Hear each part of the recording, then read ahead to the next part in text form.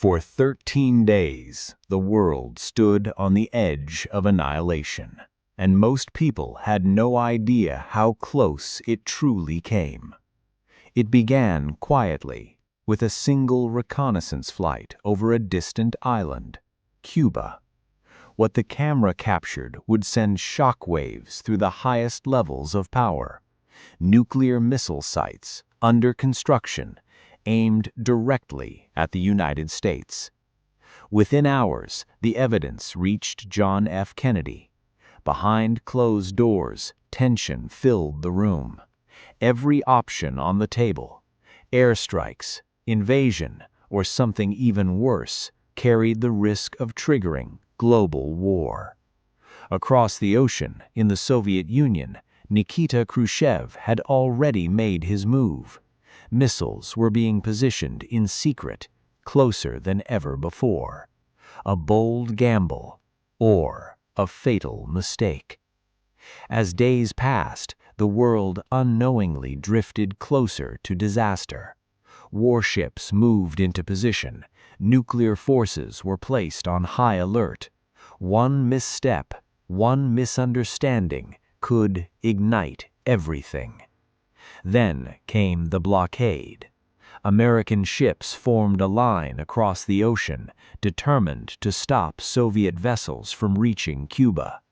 The world held its breath. What would happen when the two sides met face to face?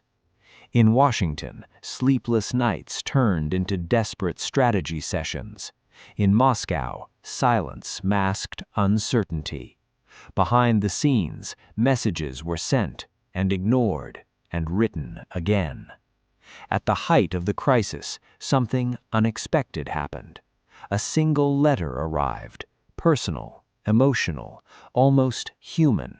It offered a way out, but at a cost. Time was running out. Military commanders pushed for action. The pressure was unbearable. The clock was ticking towards something irreversible. Then, at the last possible moment, a decision was made. Not in public, not on record, but in secrecy.